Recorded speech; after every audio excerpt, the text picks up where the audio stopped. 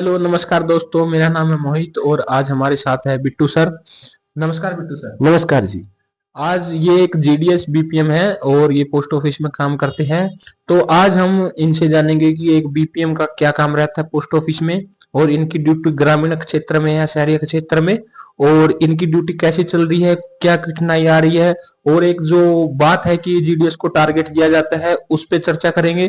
और इनसे पूछेंगे कि क्या क्या इनको कठिनाई आती है, क्या क्या सुविधा मिलती है इनको।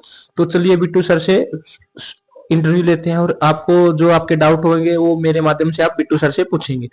नमस्कार बिट्टू सर दोबारा से। नमस्कार सर। सर आप सबसे पहले अपने बारे में बताएं।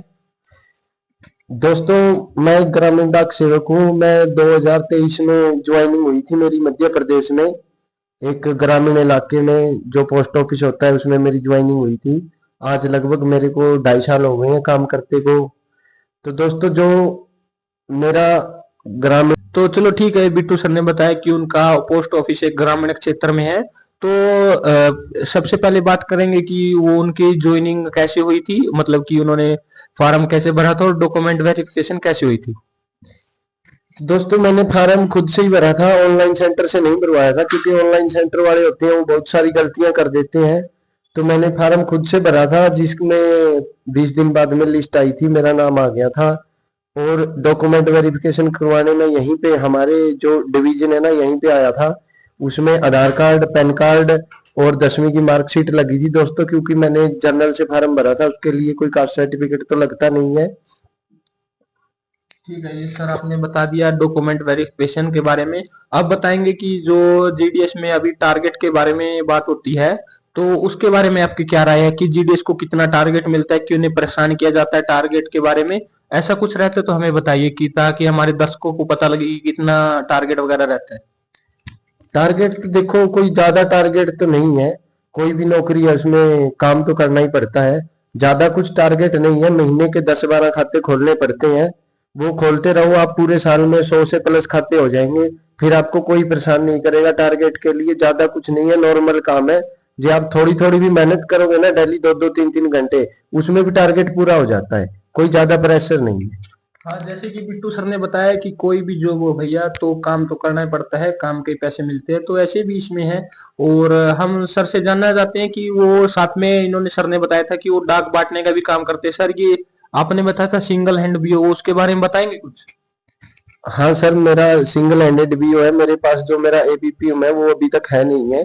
तो मेरे को उनका कार्य भी करना पड़ता है, ग्रामीण क्षेत्र में जाके डाक भी बांटना पड़ता है, साथ में जो ऑफिस का वर्कलोड होता है वो भी करना पड़ता है, खाते वगैरह खोलने, पैसे वगैरह जमा करने।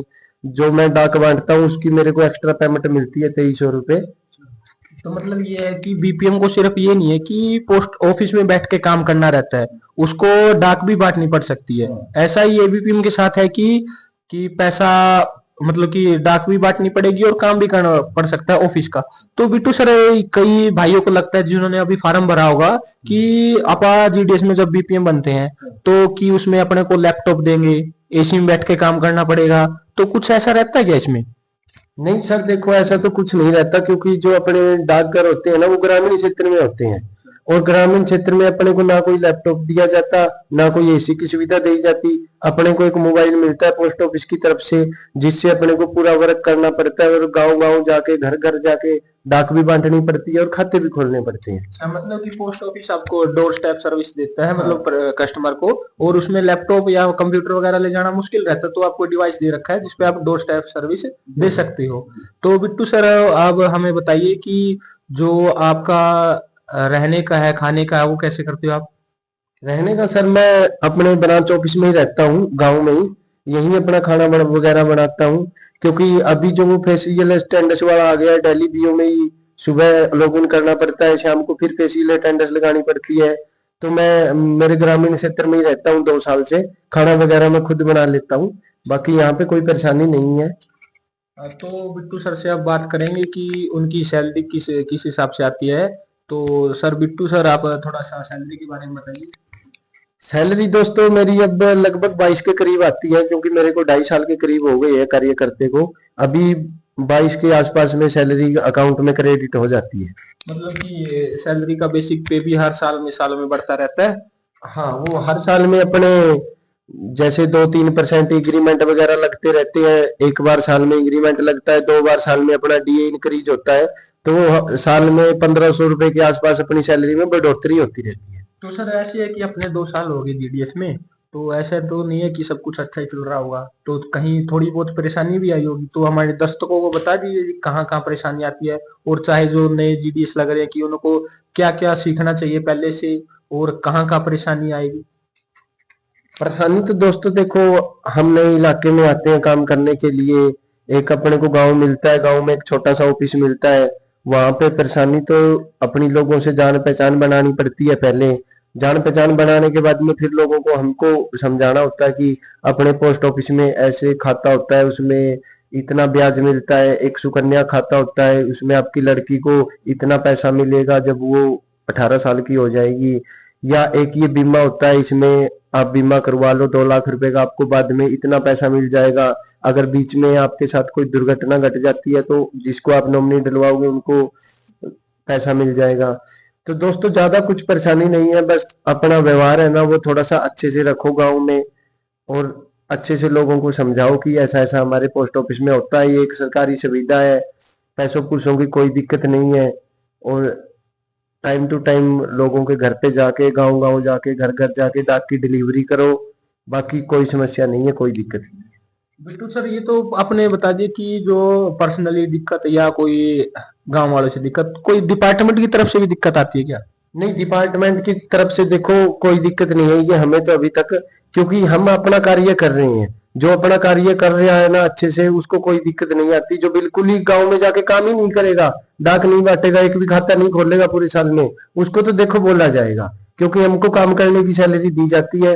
जे हम कुछ भी नहीं करेंगे बीओ में तो जरूर सुनना पड़ेगा।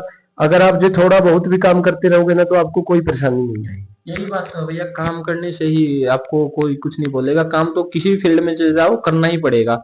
तो बिट्टू सर और कुछ जो जीडीएस में भाई आने जा रहे हैं, तो उनको क्या रियलिटी है, एक कि वो सोच रहे हैं कि हाँ जीडीएस में ऐसा रहता है कि कुछ लोग सोचते हैं कि कोई काम नहीं करना पड़ता, एक हफ्ते की डाक इकट्ठा करके एक दिन बांट दे, ऐसा कुछ रहता है क्या। क्योंकि नहीं, डोर स्टेप सर्विस आ गया अभी, तो डेली अपडेट करना पड़ता है, तो उससे हाँ, थोड़ा बताओ ना। अभी है ना सर कि क्या हो गया कि डेली डेली बीओ में जाओ, घर घर जाओ, डोर स्टेप सर्विस दो।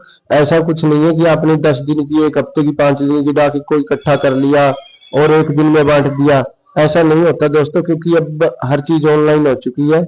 तो आपको हर दिन, जैसे आपको आज अपना बैग मिला है तो आज आज ही आपको ओपन करके आज ही डाक को डिलीवर या डिपॉजिट कुछ भी उसका रिमार्क आज ही देना पड़ेगा, जो भी करना है। अच्छा चलो, मतलब कि डाक का ये कि जिस दिन डाक आएगी उसी दिन बांटनी पड़ेगी, ये नहीं है कि ये कल बांट देंगे या आज बांट देंगे, ऐसा कुछ नहीं है।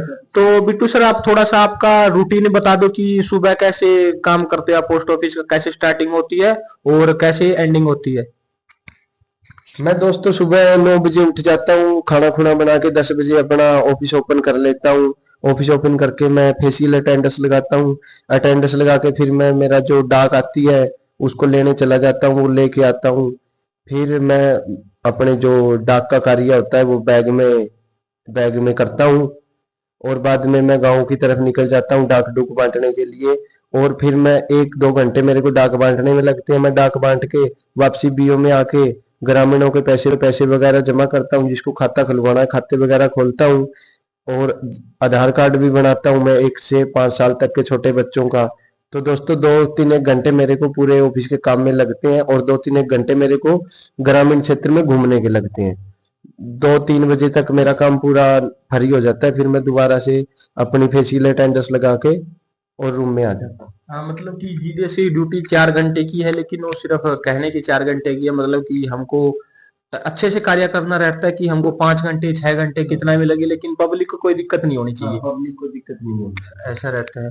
तो पोस्ट ऑफिस में बिट्टू सर आप ये बताएं कि जैसे कि आपने बताया था कि पहले आप समय समय पर गांव वालों को जागरूक करने के लिए कैंप लगाते रहते हो, तो उसमें कोई आपको सरपंच वगैरह का सहयोग मिलता है, आंगनवाड़ी मैडम का कुछ सहयोग मिलता है।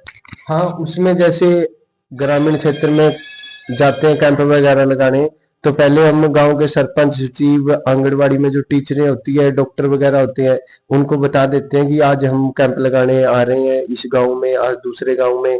तो आप गांव वालों को बता देना कि आपको कोई भी समस्या हो, किसी को खाता खुलवाना हो, किसी को आधार कार्ड बनवाना हो, किसी के डाक नहीं पहुंच रही हो घर पे, किसी की कोई दिक्कत हो तो वो आके हमसे मिल ले, और वो गांव वालों को पूरे इकट्ठा कर लेते हैं। हम उनको खाते के बारे में, बीमे के बारे में, आधार कार्ड के बारे में, लगभग पोस्ट ऑफिस की सारी जो स्कीम होती है सभी के बारे में समझा देते हैं। तो बिट्टू सर, एक आखिरी क्वेश्चन आपसे, उसके बाद आप एंड करते हैं कि पोस्ट ऑफिस में क्या क्या काम होता है बस। पोस्ट ऑफिस में हर तरह का काम होता है, जैसे खाते खुलते हैं हर तरह के, बीमा वगैरह हो जाते हैं, और जो अपने ये ट्रैवल इंश्योरेंस है इसके बीमे भी हो जाते हैं, आधार कार्ड भी बनाए जाते हैं, जो ये डीबीटी वाले खाते हैं ये भी खोले जाते हैं दोस्तों। पोस्ट ऑफिस में वैसे अकेले डाक बांटने का कार्य नहीं रहता, और भी बहुत सारे कार्य होते हैं। हाँ, कि बहुत से लोगों को लगता है कि पोस्ट ऑफिस में सिर्फ डाक बांटने का काम रहता है, और और कोई काम नहीं रहता, लेकिन पोस्ट ऑफिस में बहुत सारे काम रहते हैं। डाक बांटना, खाते खोलना, डीबीटी करना, एनपीसीआई, केवाईसी वगैरह चलता रहता है। और इसी के साथ ठीक है, धन्यवाद बिट्टू सर आपका टाइम देने के लिए। धन्यवाद। और चलो ठीक है, इसी के साथ वीडियो यहीं खत्म करते हैं। धन्यवाद।